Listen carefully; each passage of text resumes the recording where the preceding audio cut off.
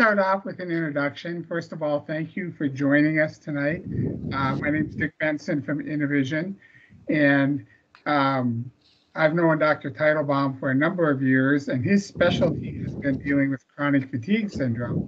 However, with the COVID-19, he has done a lot of work with COVID-19 long hauler patients, which I will let him explain to you and talk about.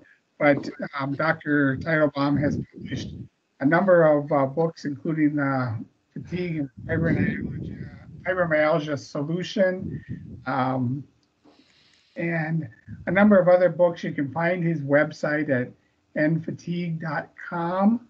And Dr. Teitelbaum is joining us tonight from Kona, Hawaii. So I'm going to ask him not to rub it in that it's not even 20 degrees here. But I won't waste your time with it anymore, but turn it over to Dr. Teitelbaum. One last point, though, is we are recording this. So if you don't, if you want to come back, we will post it in the future. And I'll also let people know who log in later that they can go back and get the whole thing in its entirety. So Dr. Teitelbaum, I'll turn it over to you. Well, thank you, Nick, and aloha, everybody. It's just an honor and a pleasure being here today. And again, I suspect that most of you see a lot of folks who have chronic fatigue, chronic pain, fibromyalgia, chronic fatigue syndrome.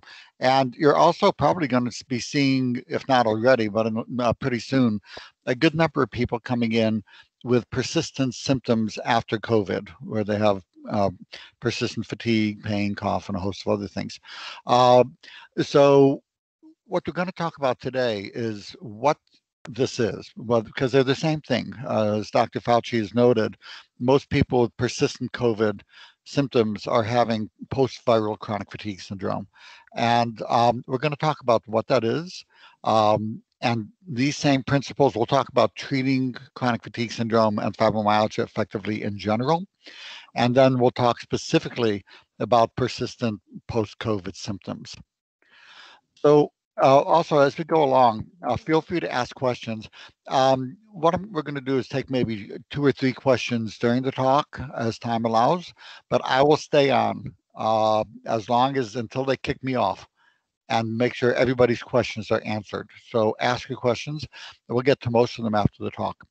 So what a lot of people ask me is, what's a nice Jewish doctor like you doing in a field like chronic fatigue syndrome or fibromyalgia and holistic medicine in general?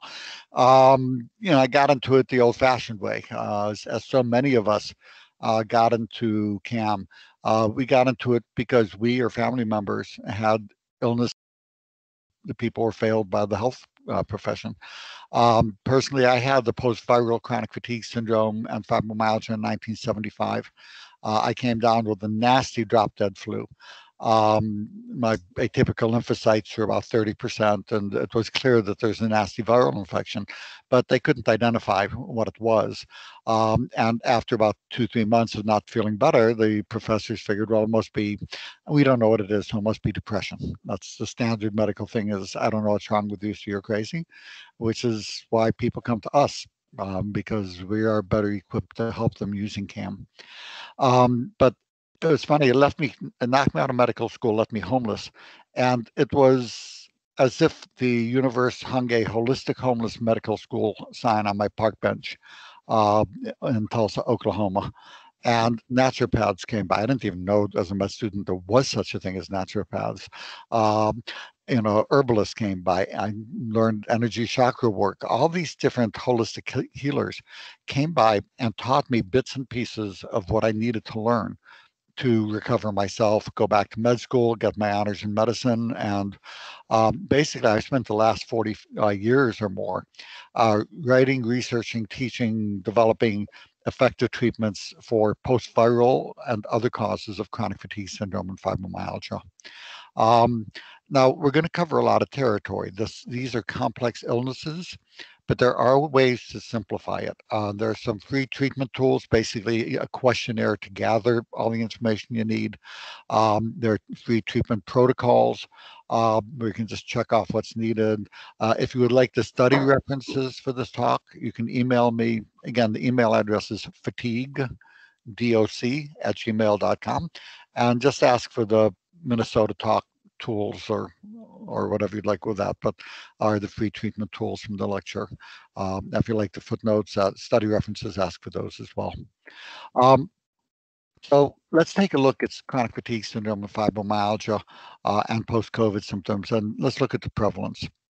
We're looking at 2 to 8% of the total population have CFS or fibromyalgia. The numbers are roughly about closer to 2 to 4%, but there's about half of people who have the illness are on the borderline. They have the process, but it's not severe enough to meet all of the diagnostic criteria, but they have the same process. And what we are seeing is post-infectious CFS and fibromyalgia after countless different viral and other infections. For example, if you look at this research on the SARS virus, severe acute respiratory syndrome virus, 40% of people who had the virus reported chronic fatigue problem, and with 27% of those meeting the diagnostic criteria for chronic fatigue syndrome.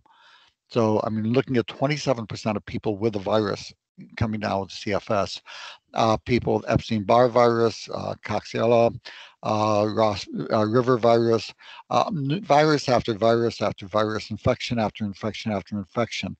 We will see a certain number of people, that infection basically trips a circuit breaker in the brain called the hypothalamus or limbic system, and it triggers a whole cascade of processes that need to be put back together and then gone after. Many of you will, of course, have seen post, for it's not just viral infections. You'll see it post Lyme disease or even with concurrent Lyme disease. And many of the symptoms that we see in Lyme, and you'll find that the Lyme patients will do much better if, in addition to treating the infection, you treat any associated CFS and fibromyalgia. And we'll talk about how to discern what's coming from the infection itself versus what's coming from the CFS fibro.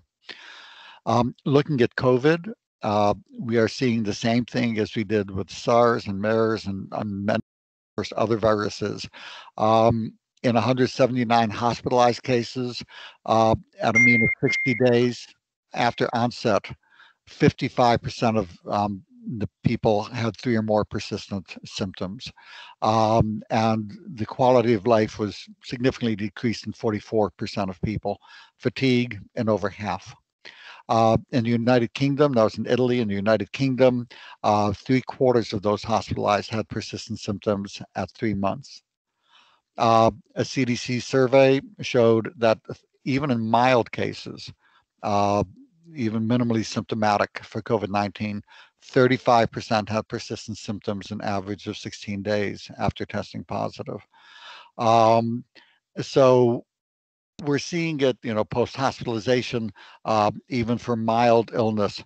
We're seeing just what we see with mono, SARS, MERS, and a host of other viruses, is in a susceptible population.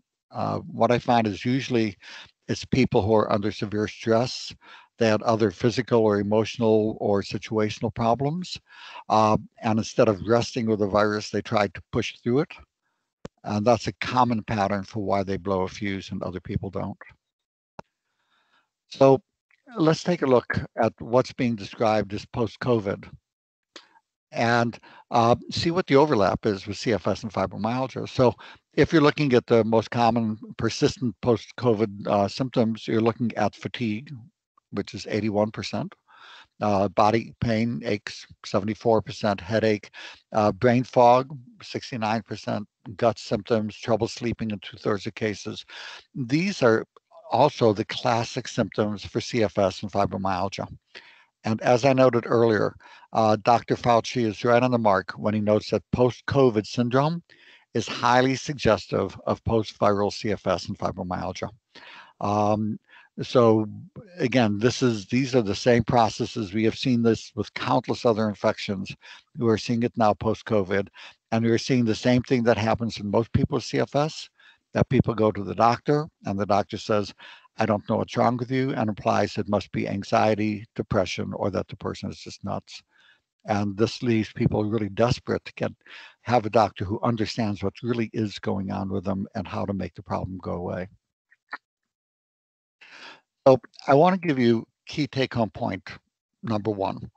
How do you tell what's COVID? How do you tell what's Lyme? How do you tell what's any infection versus when it's crossed over into their trip to circuit breaker and they have the post-infectious CFS or fibromyalgia?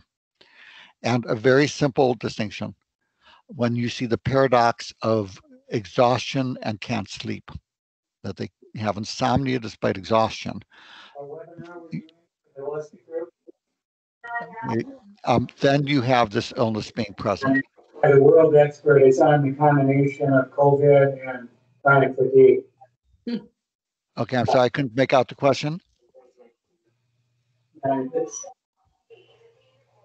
Okay, I'm not hearing what the question was. I'm going to carry on for now, and then we'll go. So when you see that combination of can't sleep despite being exhausted, most people who are exhausted, they should sleep all day and all night.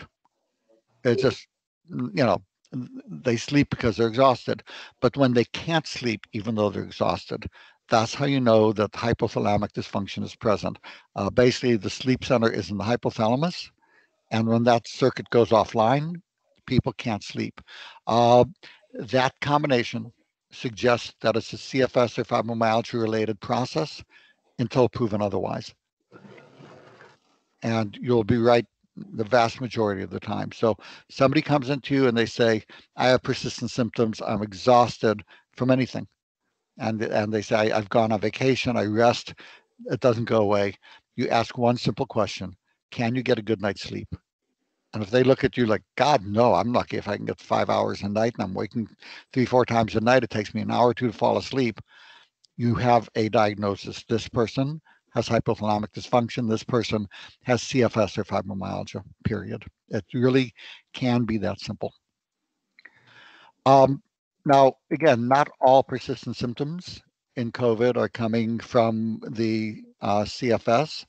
We're going to see, again, anybody who's been on the intensive care syndrome, on the intensive care unit, you'll see if they have ARDS, you're going to have an average 24% drop in long-term function.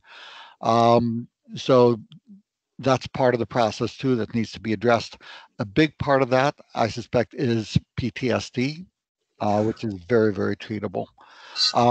In COVID, you're going to see specific organ damage causing some of the symptoms, but a lot of what's attributed to organ damage may not be. So, first of all, we see that cardiac damage, and I consider it more likely to be stunning of the myocardium as opposed to long-term, large permanent damage. But what you'll see is that 78% of people with the COVID had cardiac involvement with a myocardial inflammation in 60%. And again, that was regardless of the infection severity. So you're going to see palpitations are very common. You're going to see shortness of breath. But I will note that in CFS and fibro patients, palpitations and shortness of breath are very common without any underlying serious cardiac disease. Pulmonary, again, you're familiar with the interstitial lung disease and the vascular disease that triggers some of the pulmonary fibrosis. But again, the studies show that resolves over 2 years of time. And many people get shortness of breath. They figure, oh my God, my lungs are permanently injured, and they panic. But often the shortness of breath is not coming from the lungs. We'll talk about using a simple pulse oximeter to distinguish. And then the brain involvement. You may get certain subset of people who had strokes and things from the hypercoagulability, but you're going to see brain fog without localizing findings in a very large percent and of post-COVID cases.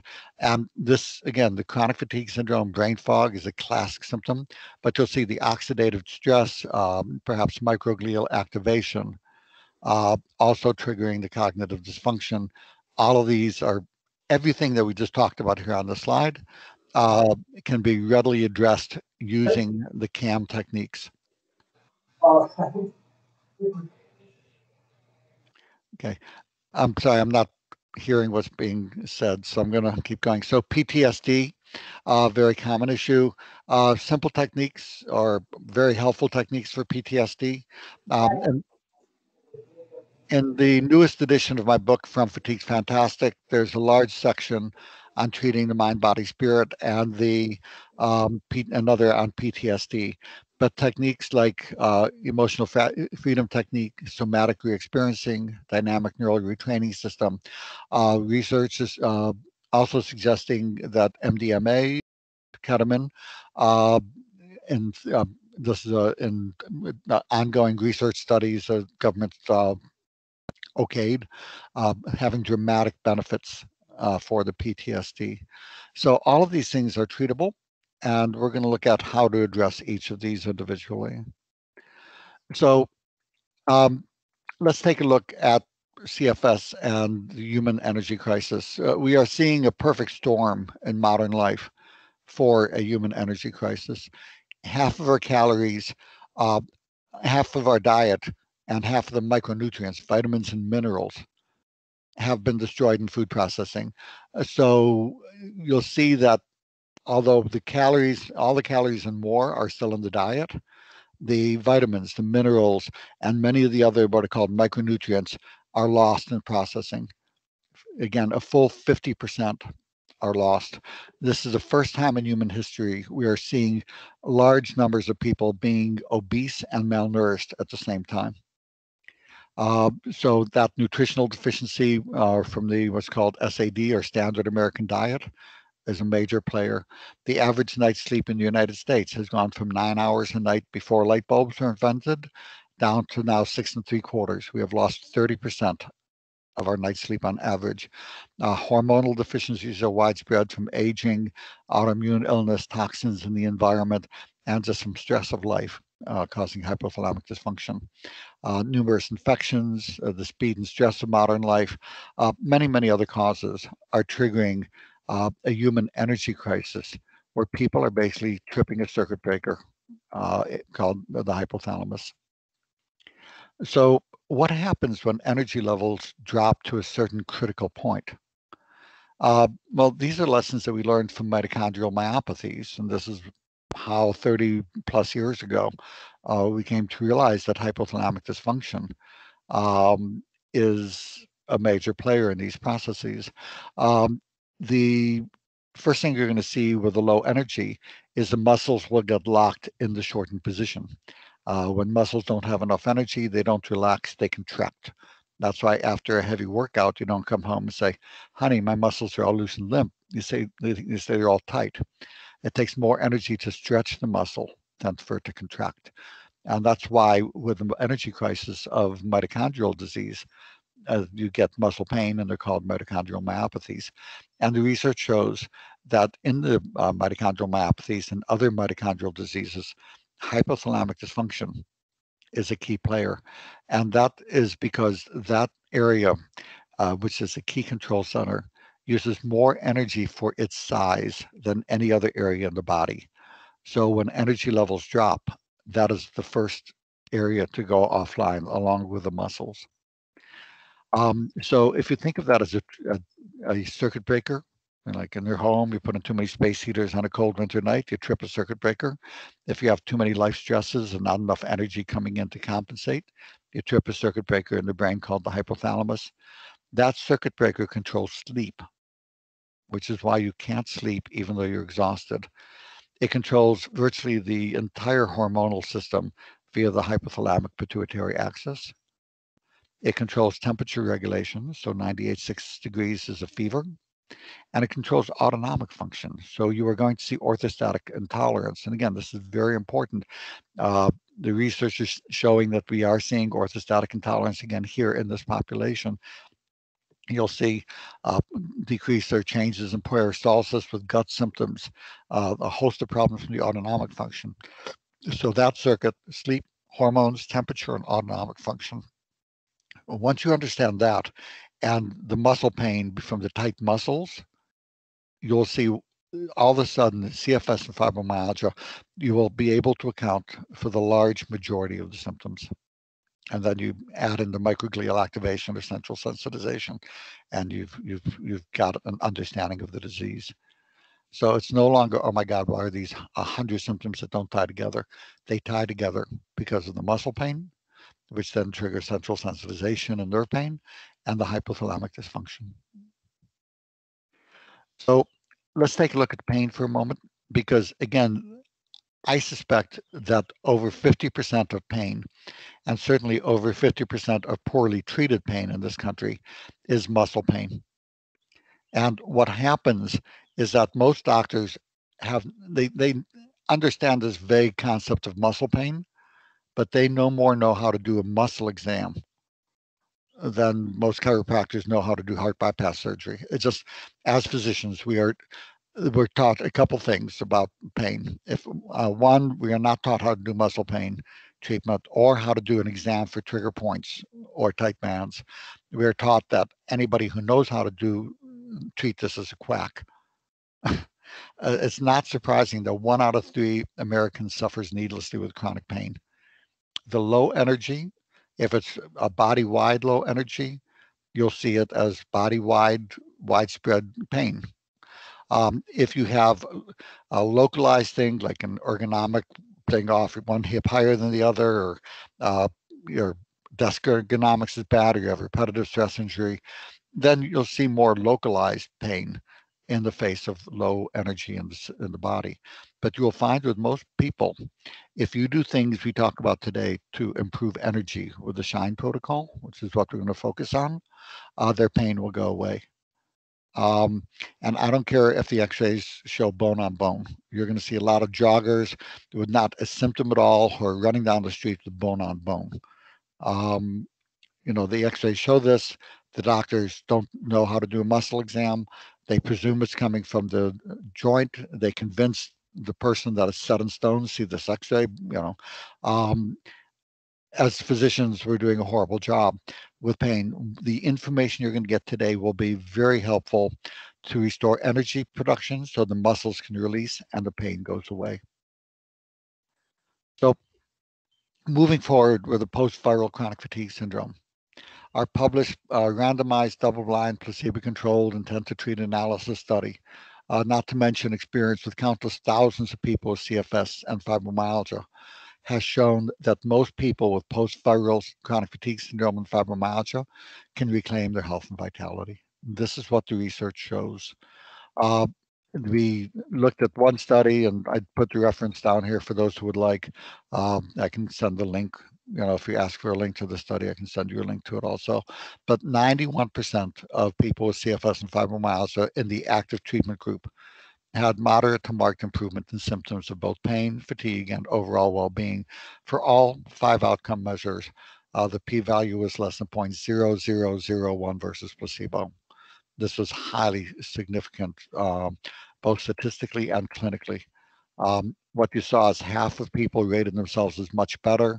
Another 41% rated themselves as better. And then you saw basically just 9% who had no change. You saw the about 2% or so that felt worse, as you'll see with anything.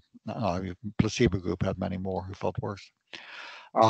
If you're looking at kind of quantifying it using a visual analog scale, combining those 5 tired, the sleep, pain, overall well-being, cognition, energy, the overall the VAS, the visual analog score, people rated themselves at 170 before their treatment. And again, it went up about up to 310. And again, so these are highly significant. The placebo group on the bottom, minimal change. The FIC, which is a validated scale, also showed dramatic improvement with a p less than 0.0001 for placebo adjusted for the baseline score. So again, by all the parameters we're looking at, the treatment protocol we are going to talk about has been proven to be very, very highly effective. There's one major problem with it. There's no single patentable, expensive treatment in it. And because of that, doctors simply are not, nobody's spending the money for doctors to hear about it. Many of you have seen that people initially get better with a host of treatments, and then they stress one part of the system, and they then the other weak links show, and down they go. Um, so we did a 2-year follow-up, and most people continued to get better and better despite being able to wean off of most of the treatments. They went from an average about 75% increase in quality of life at 99 days to a 90% average increase in quality of life at 2 years. So this is not only initially effective, but it's persistent and continuing improvement. As I mentioned, I had post-viral CFS and fibromyalgia in 1975, and we all have our goals in life, and mine is very straightforward. It is making effective treatment available for everybody. So to do this, we have my books are out. Nobody's paying me to do this lecture. We have treatment tools that, again, we could charge $400 for them, but we don't. They're free. Just email me, and it'll simplify the care. There's even an online computer program. I hold the U.S. patent for a computerized physician that I made for people with this illness, where people can go online, put in their symptoms, put in their lab test results, the pertinent tests. It'll analyze that, determine what's triggering their CFS and fibromyalgia, and tailor a treatment protocol to their case. So there are many, many tools that make this very, very easy so everybody can get well. So we've spent the first half talking about background here. Let's focus on how do you get people well, whether it's regular CFS and fibromyalgia or whether it's post-COVID or any other post-infectious. And take home point number 2. Take home point number 1, you ask people if they come in and they're tired, they say, I have exhaustion. The first question you're going to ask them is what? Can you get a good night's sleep? They say, God, no. You say, okay, I know what you've got. You've got CFS.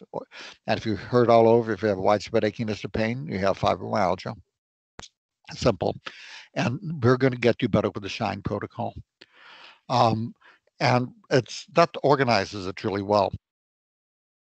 Because you've probably heard of hundreds of different treatments and go, what is that? Is this a toxin problem? Is it a nutrition problem? Is it a sleep problem? Is it, and this will organize the whole thing for you. So for just remember SHINE. S is for sleep. H is hormonal deficiencies and hypotension, basically orthostatic intolerance. I would be infections. N is nutritional support, and E is exercise is able. If you just tell people to go out and exercise more, all they're going to do is crash and burn and hate you. They will get post-exertional fatigue because they don't have the energy to condition. Some people, all they can walk is across the room if they're lucky. Other people can do more. So we'll talk about that in a bit, but don't focus on the exercise. In our double-blind study, that's the part that wasn't blinded. Both groups got the exercise. So let's talk about evaluation. Somebody comes in, they say, I'm exhausted, I can't sleep, I have brain fog, I hurt all over. Again, it's important to take a thorough history. But if you're not using the proper tools, it's going to take you forever. So you can email me and ask for the treatment tools. I will send you the short form CFS and fibromyalgia questionnaire and treatment checklists. If you want the long forms, fill out long forms too. The long forms will get a complete history of everything for new patients. The short form is CFS and fibromyalgia focused. I'll send you the orthostatic intolerance screens. There'll be a 1-minute quiz that'll tell you if they have orthostatic intolerance, or how to do a simple 10-minute pulse test that they can do at home. All of this, just ask for the treatment tools. I'll go ahead and send those to you. Again, my email is fatigue, FATIGUE, DOC@gmail.com. But do be sure to let me know that you're a health practitioner so I know the proper tools to send you. Now, in terms of lab testing, there's no test that I consider worthwhile to make the diagnosis. If they have the symptoms that I've mentioned, on my website, there's also a free tool where they can do another quiz, and that'll tell them in 5 minutes if they meet the diagnostic criteria for CFS or fibromyalgia. If you would like the diagnostic criteria, For the fibromyalgia, you can ask for those as well. But again, the testing is not to use to make the diagnosis. Exhausted and can't sleep, you have the diagnosis. The tests are used to determine what is causing the energy crisis, what makes the problems, so you can address those, restore energy production, and get the person doing better. Most people with this disease, even though there is a strong immune component, their SED rate is usually going to be under 6. Um, Over 6 is high for this disease. If the SED rate is over 20, then I'm looking for autoimmune and other inflammatory conditions. If it's over 50, I'm thinking, and they're of the right age, I'm going to be looking for polymyalgia rheumatica. So a SED rate, it's the most information you can get for $10 in a test. It really separates out the group because you'll see about a third of people who have lupus, MS, rheumatoid arthritis, other autoimmune diseases will have a secondary fibromyalgia. And what happens is they get flaring of the disease. Their rheumatologist misses the fibromyalgia, keeps hitting them harder and harder with immune suppressants for their lupus and other things, and they get more and more toxic and don't get better. And if you simply ask them, well, do you also have trouble sleeping? They go, oh God, yeah. Then you treat the fibromyalgia too, and they will get much better. But the SED rate is a nice, simple thing that if that's over 20, I'm going to be looking for autoimmune disease or inflammation. Free T4, TPO, reverse T3, TSH are helpful. If the reverse T3 is high normal, they may have T3 receptor resistance, and I'll go consider the higher doses of T3. Again, that the test is normal means nothing. We'll talk about that in a moment. DHEA sulfate, B12, I will treat if it's under 540. By the way, you don't have to scribble frantically. When you ask for the treatment tools, you can also ask for the PowerPoint presentation, and I'll send that along to you too if you want. If the iron percent saturation is less than 22%, I will treat with iron. If the ferritin is under 60, I will treat with iron. To quote one of the researchers who looked at iron, the normal range of 12 is, to quote the researchers, insane. And these are researchers who they don't say things like that. They say, well, maybe it's ill-advised. It's like, no, in the study, they said having a normal range of 12 for ferritin is insane. It needs to be over 60. Morning cortisol, if it's less than 16, or if they're a symptomatic period, I will suspect they need adrenal support. Testosterone, if a man is under 540, or any person, if they're in the lowest 30% for age for their testosterone, I will consider addressing that. In men under 50, I'll simply use clomiphene, 25 milligrams a night or every other night, and that'll stimulate their own testosterone. Otherwise, bioidentical testosterone is fine. And then again, the in the COVID population, consider looking for things like aspergillosis if they've been on a ventilator. But again, I would not start with that, and certainly not in general CFS. The testing we have for infections in general is nothing short of dismal for the infections that are involved in this disease. I tend to treat those clinically. So let's start with sleep. The getting a good night's sleep is the foundation of getting better. The pain won't go away, energy won't go up until they're getting their at least 7 to 8 or 8 to 9 hours of sleep a night. But because the sleep center is not working, they cannot fall asleep, stay asleep, or stay in deep sleep without help. There are natural sleep aids that are very helpful. Um, there's a mix of 6 herbs that's very good. There's a mix of 4, I don't have it on the slide, essential oils called Terrific ZZZZ. That's quite good. Magnesium, melatonin, 5-HTP, aromatherapy, all kinds of natural things. Hemp oil can be very helpful for sleep. But again, quality control is really awful in that whole industry. So you want to make sure that it's a really good company that you're getting the I prefer the whole hemp oil because all of those have activity. Prescription sleep support is usually going to be necessary in this population. I start with the natural things. There's Zolpidem, although, but certainly, or Ambien, even though it certainly has its issues, and I recognize that. In this population, it can be very, very helpful. Trazodone at low dose, 25 to 50 milligrams, and Neurontin 100 to 600. Again, I know for Flexerils, Downflex, for all of these, you'll have had people who had problems with them. And if they try them with a tiny dose, and if they don't tolerate it, simply go with something else or go with other approaches. You can approach this all naturally using the natural remedies and cognitive behavioral approaches. But the cognitive behavioral approaches have been abused in this area. For most places, cognitive behavioral therapy can be very helpful. But in this illness, uh, some of the people have been trained. Well, if you have somebody with fibromyalgia, convince them they're crazy. When you're doing the CBT, it's become abusive. But prescription sleep support for those who can prescribe. There is something called dynamic neural retraining system that no drugs, no herbals, nothing can help reset the nervous and limbic system and the hypothalamus. That's another very, very effective drug-free way to help people get their sleep. So S, you want to get people sleeping. H would be hormones. Most of you are already, I'm going to just skirt through this because you know how to treat thyroid, you know how to treat adrenal, and you know how to treat with bioidentical estrogen, progesterone, and testosterone.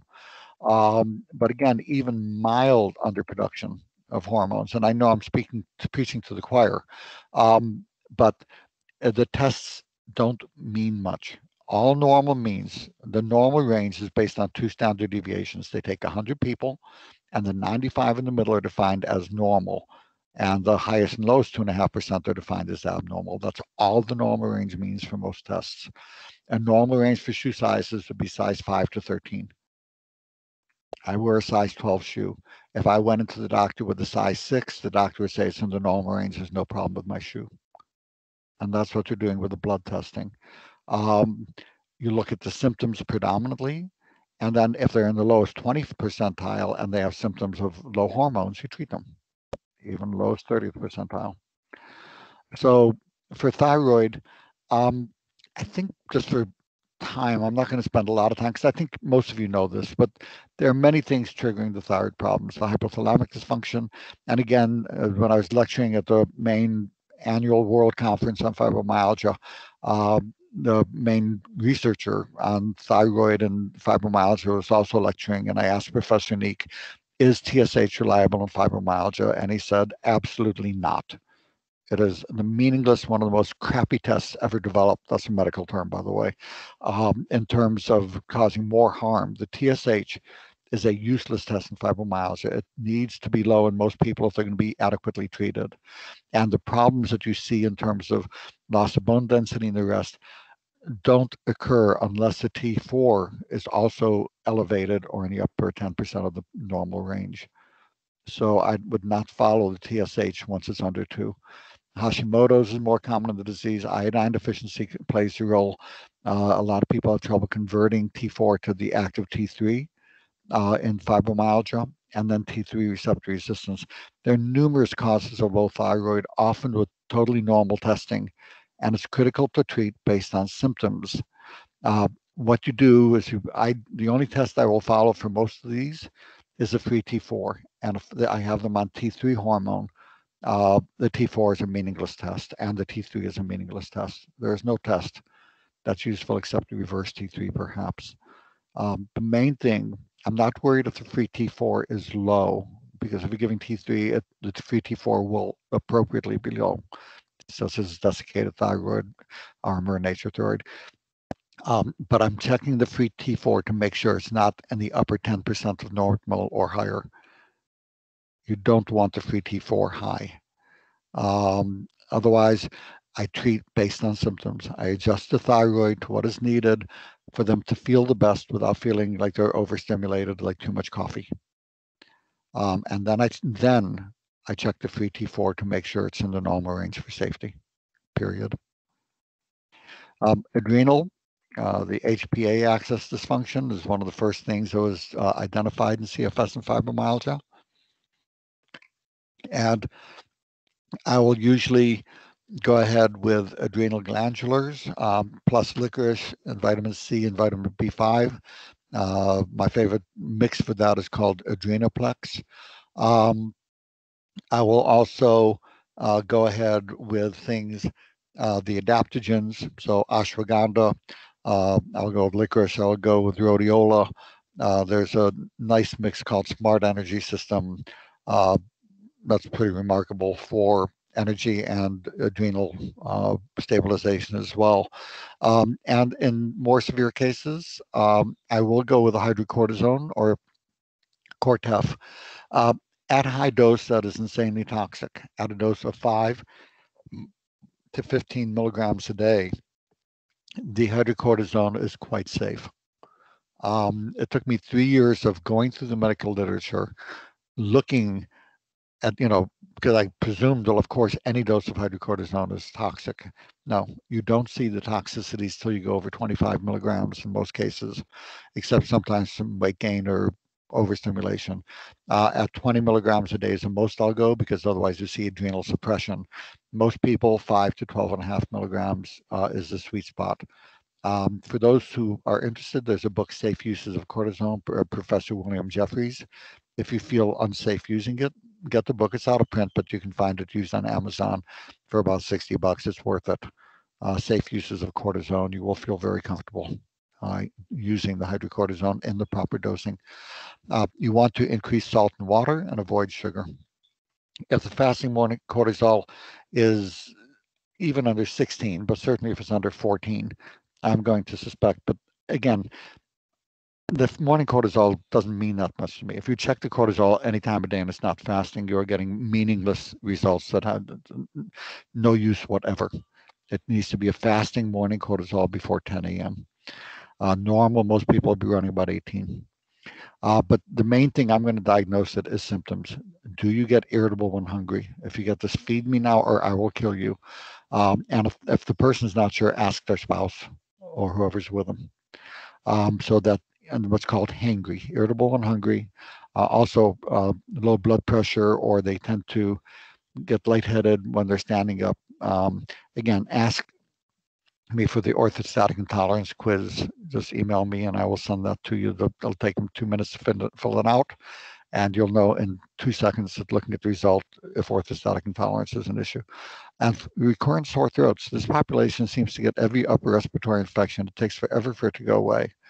Once I put them on the adrenal support, they say, oh my God, everybody else was sick around me, but I didn't get sick all winter.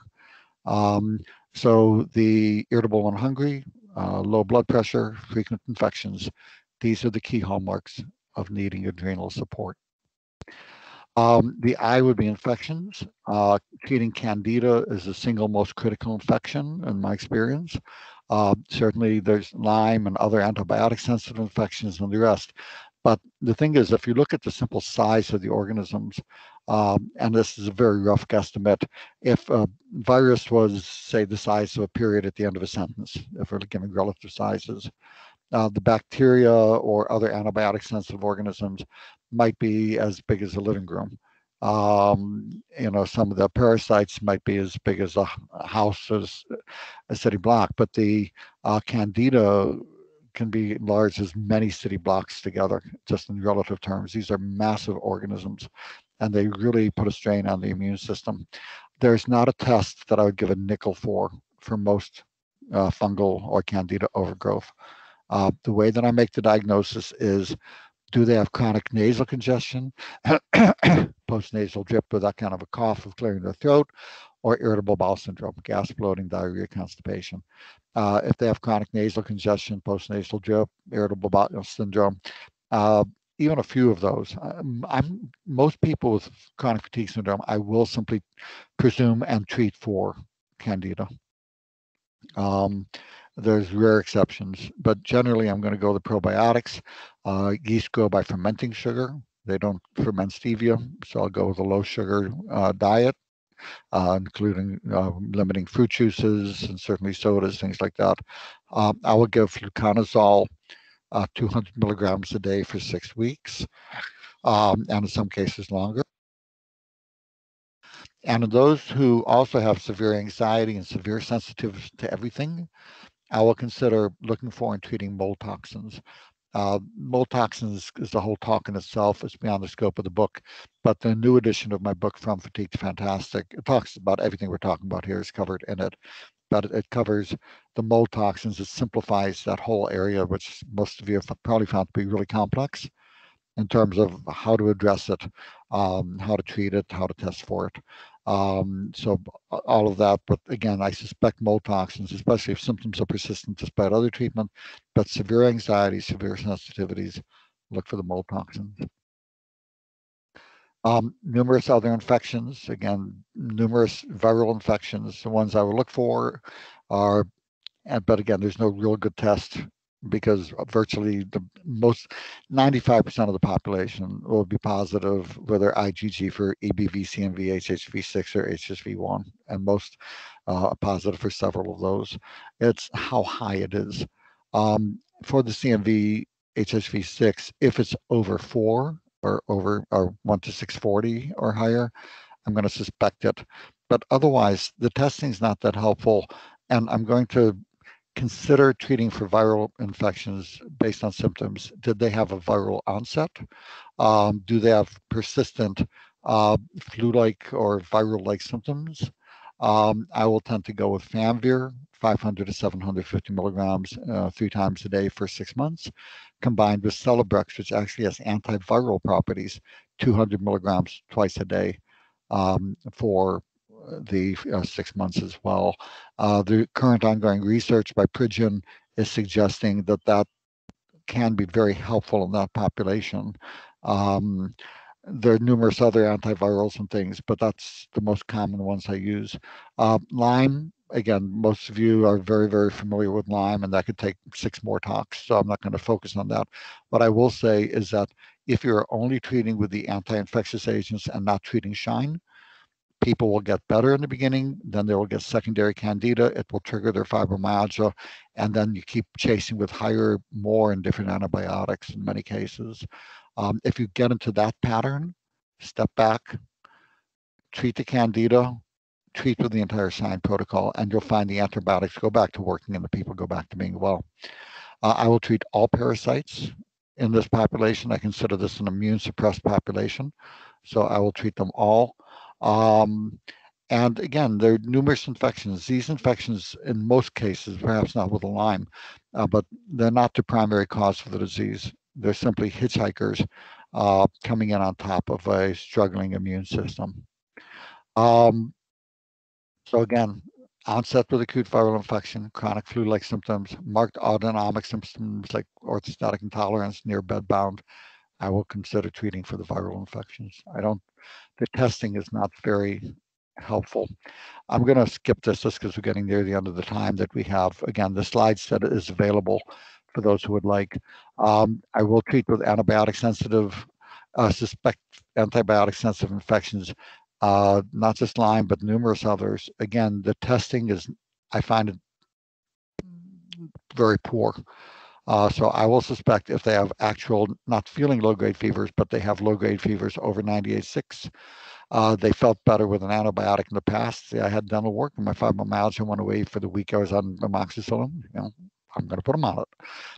If they are allergic to 2 or 3 antibiotics that are chemically unrelated and not to any other or many other medications, that says that it's not an allergy. They didn't randomly have an allergic reaction to 3 unrelated antibiotics and no allergic reaction to 50 other medications. To me, that's a Herxheimer reaction and suggests there's an antibiotic sensitive issue. Chronic lung congestion, chronic scalp scores, and vertigo, not dizziness, but actual vertigo. All of these will lead me to consider treating empirically with doxycycline, Zithromax, and other antibiotics as needed. The N in Shine, again, we've talked about the American diet being awful. You have increased needs for bowel infections, enzyme deficiencies, people on acid blockers. They have increased nutrient losses from the disease, zinc, glycine, the glutathione precursors. Zinc and retinol, especially important for immune function. But again, retinol do not go over, which is that form of vitamin A. If you go over 8,000 units a day in women, you will trigger birth defects. So be very cautious with the retinol. I don't really do any testing for nutrition except for B12 and iron. It is better to presume that the person needs simple, widespread nutritional support give it to them, let their body sort it out. I will use a a mix of, called the energy revitalization system. It's not available in the practitioner line, so but you can find other good multivitamins. It has 50 key nutrients from A to Z. It has pretty much everything except for iron, because if people don't need iron, it's toxic, and essential fatty acids, because oil and water don't mix. Virtually everything else is in one drink and it's cheap. So they take the one drink a day, they're covered. I don't have to worry about any of the other stuff. And I can get on with that. But so it has whatever should be in the diet at optimal levels. There are other nutrients that can be helpful. You want to increase salt, decrease sugar, increase water. Most people do best with a high protein, low carb diet. But there are other nutrients that really can help, um, not just with the mitochondria, but help the mitochondria in the heart as well, and can be very helpful for cardiac symptoms. If you have somebody with heart failure, try this recipe and give them 6 weeks. You will turn their life around. It's acetylcarnitine, 1,000 milligrams a day. Ribose, 5 grams, 2 to 3 times a day. Coenzyme Q10, 200 to 400 milligrams a day. And fish oil for the antithrombotic effect. Your omega-3 is good because you just need one pill instead of 7 or 8. But the acetylcarnitine, ribose, and CoQ10 really improves heart function dramatically. So you'll see the cardiac symptoms will improve quite a bit. And this is a recipe that I would be giving. We'll talk about the heart more in just a moment. Again, ribose, critical for energy production. It is a backbone of ATP, NADH, FAD. This is ATP is phosphorus, ribose, basically adenosine. These are the key components of it. So these are very good. We did a study, 2 studies we did, basically found that energy went up an average of 68% in people with uh, CFS and fibromyalgia, and other parameters improved markedly. The ribose, really, really helpful. Um, Interestingly, we just had a study that was just accepted about 2 weeks ago for publication of people with severe fibromyalgia. It's an oral polypeptide, and many of these people were post-viral, and it's a European source. It's been used in hospitals for malnutrition for over 15 years. And we were hearing reports that people are getting dramatic improvements in their fibros. So Dr. Gaetano Morello and I decided to do a study. It's called Recovery Factors. It's available online. And we had the initial study, like I say, was just accepted for publication. Happy if you ask for the study, I'll email you a copy of the study report. But what we found was that in this population, 60% of people improved with the average 69% increase in energy, 69% increase in overall well-being, sleep, cognition, pain, anxiety, digestive symptoms. All of these improved markedly and significantly. Um, in a subset of the patients who had low total IgG or IgG 1 to 4 subsets, we did pre and post antibody titers, and the total IgG and the subsets went up about 14%, which is quite significant. So in this population, I'm putting most of the people on the recovery factors. It's available at recoveryfactors.com. They can order it from Europe. It can be done through the doctors too, if you'd like. But this is something that's remarkable for people. It's just been a really nice step forward. So again, for information on that, recoveryfactors.com, or you can email me at fatiguedoc@gmail.com for the study report and other information.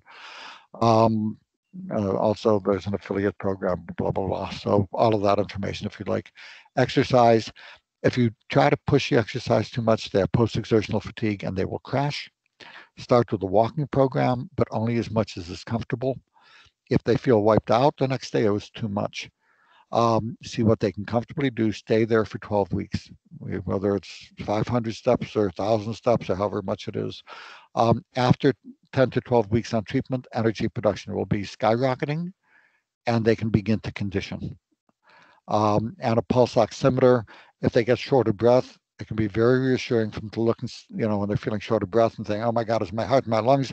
And they look and it's 97%. It's like, no, it's not. So the pulse ox can be really helpful. So we're going to go through quickly because we're near the end of the time of treatments specific organ system injury for the post-COVID-19. Autonomic dysfunction, again, email me for the orthostatic information sheet. If you just ask for the tools and say that you're a health practitioner, I'll send all of that along to you. It will tell you quickly, doing the 1 minute questionnaire or a 10-minute pulse test. You have them lie down for 10 minutes and then check their pulse, have them stand up and check their pulse every minute or two for 10 minutes. If it goes up more than 15 to 20 beats a minute, suspect orthostatic intolerance. Increase salt and water, optimize adrenal function. There are numerous treatments, compression stockings, mitogen, DDAVP. This is all on the orthostatic intolerance information sheet. It's all on the front for Teach Fantastic book. Happy to send all of that to you. The heart, lung, and brain, again, a big part of the injury is oxidative. So for the post-COVID, you want to go with the glutathione. If it's oral, I'm just going to use a reduced glutathione called clinical glutathione, or if you give IV glutathione, it can be very helpful. N-acetylcysteine, 1 gram twice a day. Give a good multivitamin for antioxidant support. And CuraPro is a very, very, very highly absorbed curcumin. It's the only one that I use. And I'll give 750 milligram tablets 2 twice a day to shut down the inflammatory response from the virus in this post-COVID population. I will give fish oil, and a baby aspirin a day for blood thinning. We talked about the cardiac injury. This 4-step treatment, you can download my Cures A-Z app and look up heart disease. It'll have it all listed out. And the cognitive dysfunction, again, microglial activation, very common, 79% of people in autopsy post-COVID. So the low-dose naltrexone, 3 to 4.5 milligrams a night. It takes 8 weeks to see the effect. And there's multiple other treatments for microglial activation. And to wrap up, pulmonary fibrosis, not all shortness of breath is heart or lung. Dyspnea and air hunger is very common in CFS and fibromyalgia with normal or high oxygen saturations. Have people go online, get a pulse oximeter for $30, and just let them know if their O2 sat is over 95, it's fine.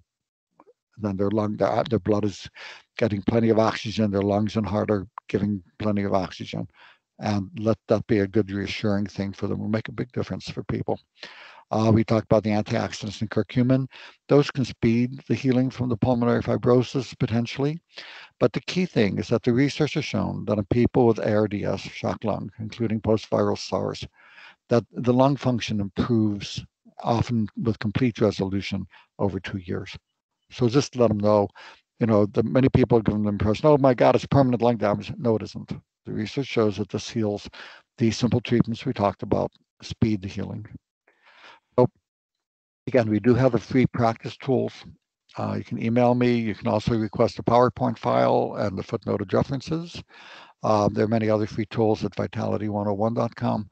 But again, I'm happy to supply all these things to make it easier for you to take care of these complex people. Shameless plug, this is a new edition of my book. Just came out in September. Whether you are a health practitioner or for the people you treat, this will give all the information people need, by and large, the vast majority of it, to recover from CFS and fibromyalgia, including the post-COVID. So again, people can get their vitality back. Just remember, shine. And again, I thank you for caring enough to help, and I am happy to stay and answer questions. Thank you very much, Dr. Teitelbaum. If anyone has questions, just please feel free to put them in the chat, and I will forward them on to Dr. Teitelbaum. I did have one that came up during the presentation that maybe we can start off with. And you talked a lot about supplements to use for treating fibromyalgia. What about some of the pharmaceutical products that are used to treat fibromyalgia? Do you think they would have an impact for COVID-19? Not much. And basically, you're looking at Savella, Lyrica, Cymbalta. Those are the three FDA approved treatments. Um, and those are basically pain bandages. And the reason they get the attention is because they were spending $70 million a year advertising them. They can help the pain, but I'm going to go with gabapentin, tramadol, certainly the Curafast, so the natural pain remedies, the hemp oil. I'm going to go with that beforehand. So there is a place for the medications, but the biggest place for the medications would be sleep and bioidentical hormones and low-dose naltrexone. Okay. And Anybody other else? anti-infectious agents. So that, again, I use the best of the natural and prescription therapies. This question was 200 to 400 milligrams of CoQ10 is a big range in price. How do you decide when? Oh, I lost it. So maybe you can just address that, the dosage of CoQ10. Basically, they can go to Costco and get it for cheap. I mean, it's not hard, but you can either make sure that they are eating it with a meal, with a fatty meal. But the main thing, what I'm using now, there's a chewable coenzyme Q10 that's 100 milligrams that's made by Euromedica. And they also have a chewable ginseng. They have a regular ginseng, but both of those, they have a chewable one that has this component that increases the absorption about 700%. I just give the 100 milligrams of that CoQ10. And I'm not sure if they have it in the Euromedical line, they have it in the Europharma line. I give 100 milligrams of that these days, and that is giving the equivalent of 700 to 800 milligrams of CoQ10 with that one chewable cap. And people can feel the difference when they chew on it even right away. The absorption is dramatically increased. All right, any other questions? Well, as we mentioned, this recording will be available. Dr. Teitelbaum, we will send out his. Oh, here you go. Here's one. Are you seeing patients with COVID-19 slide into CF/FM? Absolutely. We're going to probably see this in about 15% of the post-COVID population of people who had COVID, even mild cases. It's estimated that it looks like 10 to 15% will develop persistent CFS and fibromyalgia. So absolutely, this is a big area that's getting media attention, and the people will be coming to you looking for help. All right. And do you see any side effects from the recovery factors? No, we see sometimes people find that they get more energized. It's a little bit over energizing, in which case we divide the dose more through the day. Sometimes it will initially worsen the gut symptoms, in which case we just have them take it with meals and lower the dose a bit. But then the gut symptoms improve dramatically after about 3 weeks. They're overall from baseline. So overall, it's been very well tolerated. It's about $60 a month for a month's supply, so it's not horribly expensive. It's like say 40% of people we don't see much, 60% it just rocks their world. And it's funny, what I kept getting during the study were emails from people, these panic emails, and what they would say, person after person, was like, "Am I going to be able to get this after the study?" It's just, people found that the effect was very, very dramatic. And then you talked a little bit about the cost of supplement there. What do you think a typical chronic fatigue/fibromyalgia patient would spend on supplements on a monthly basis? It really varies, and a lot of it has to do with their pocketbook. Because there's an information sheet that I have that I'm happy to share if you ask for it, for how to get treatments if you have no money. A lot of people are devastated by this illness. There's some people who are barely able to keep a roof over their head, and I'm going to be picking whatever's cheapest and tailoring it for them, and it could be in 50 to 100 a month. I've had some patients that I actually treat them for free and pay for some of the supplements, at least to try them. There's other people who, they don't care if they need IV gamma globulin and insurance doesn't cover it, and it's $100,000 a year, and they say, I want that. Everybody's finances are different. So I'm going to look at what I think is best for the person.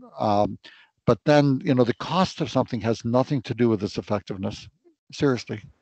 How expensive something is will tell you how much it's going to be marketed, but has nothing to do with the effectiveness. So most people are running about 300 a month for supplements in the beginning. At the 16-month mark, that's gone way down. But again, I will vary it because it has to be tailored to the individual. And what D-ribose do you recommend? I like the Shine D-ribose. I made that just because it's much cheaper than any of the other forms, and it's the quality used in the study. The Corvalin is a very good one for practitioners. I recommend the Corvalin. But again, it's most of them are going to be good. The Corvalin and the Shine ribose, either of those are the two that I generally recommend for people. Okay. All right. Well, good. I think we'll wrap it up. We will post Dr. Teitelbaum, or we'll send an email to everyone with Dr. Teitelbaum's contact information and how they can log or download all of the slides and everything. And I'm sure if you have questions, you feel free to ask him questions, and he can certainly respond one-on-one via email.